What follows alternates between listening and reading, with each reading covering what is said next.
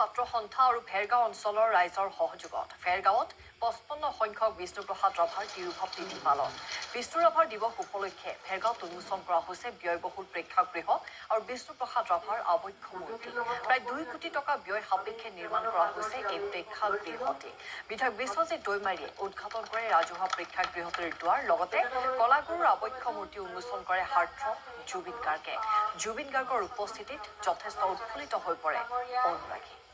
আমাৰ প্ৰাণৰ আনগৰাকী শিল্পী কলাগুৰু সৈনিক শিল্পী বিষ্ণুপ্ৰসাদ ৰাভাৰ হাত চাপৰি দিবলৈ অনুৰোধ জনাইছোঁ।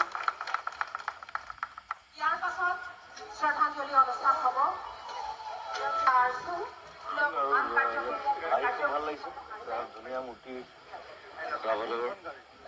আমি মই য'ত কলাগুৰু ফেষ্টিভেল পাতিছিলোঁ সকলোতে আমি এটা মূৰ্তি প্ৰতিষ্ঠা কৰিছিলোঁ।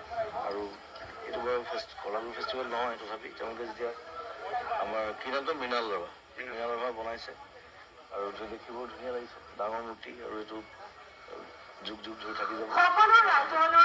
সকলোকে আনন্দ কৰক, ভাল কাম কৰক, আগবাঢ়ি যাওক। এইকেইদিন নাই একো ৰখা নাই। এতিয়া মই অকল চিনেমাত ব্যস্ত আছোঁ। চিনেমাতে চিকাৰৰ কামত লাগি আছোঁ। চিকাৰ ডাবিং চলি আছে, বেকগ্ৰাউণ্ড মিউজিক। চ' ছেপ্টেম্বৰত ৰিলিজ কৰিম। তাৰপিছত নিজৰ চিনেমা আছে ৰৈ ৰৈ বিনালে, সেইখন মই ডিচেম্বৰ মানে ষ্টাৰ্ট কৰিম। সেইখন অহা বছৰ পাব, এইবছৰ নাপায়। এতিয়া চিকাৰতে ব্যস্ত হয় বেছিভাগ। চিকাৰত এটা বেকগ্ৰাউণ্ড মিউজিক আছে বাকী, আৰু ডাবিং অলপ বাকী আছে।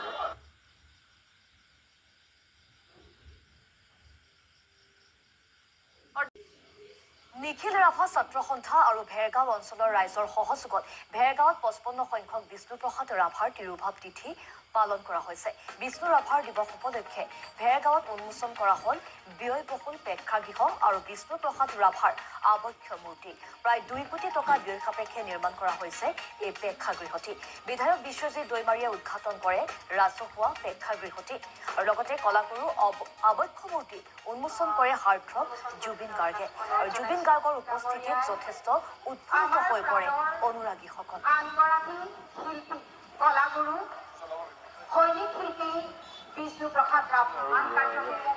ভাল লাগিছে, ধুনীয়া মূৰ্তি ৰাভাদেৱৰ। আমি মই য'ত কলাগুৰু ফেষ্টিভেল পাতিছিলোঁ সকলোতে আমি এটা মূৰ্তি প্ৰতিষ্ঠা কৰিছিলোঁ। আৰু এইটো বাৰু কলাগুৰু ফেষ্টিভেল নহয়, তথাপি তেওঁলোকে যেতিয়া আমাৰ কিনাটো মৃণাল ৰাভা বনাইছে আৰু দেখিব ধুনীয়া লাগিছে, ডাঙৰ মূৰ্তি। আৰু এইটো যুগ যুগ ধৰি থাকি যাব। সকলোকে আনন্দ কৰক, ভাল কাম কৰক, আগবাঢ়ি যাওক। এইকেইদিন নাই একো ৰখা নাই। এতিয়া মই অকল চিনেমাত ব্যস্ত আছোঁ। চিনেমাতে চিকাৰৰ কামত লাগি আছোঁ। চিকাৰ ডাবিং চলি আছে, বেকগ্ৰাউণ্ড মিউজিক। চ' ছেপ্টেম্বৰত ৰিলিজ কৰিম। তাৰপিছত নিজৰ চিনেমা আছে ৰৈ ৰৈ বিনালে, সেইখন মই ডিচেম্বৰ মানে ষ্টাৰ্ট কৰিম। সেইখন অহা বছৰ পাব, এইবছৰ নাপায়। এতিয়া চিকাৰতে ব্যস্ত।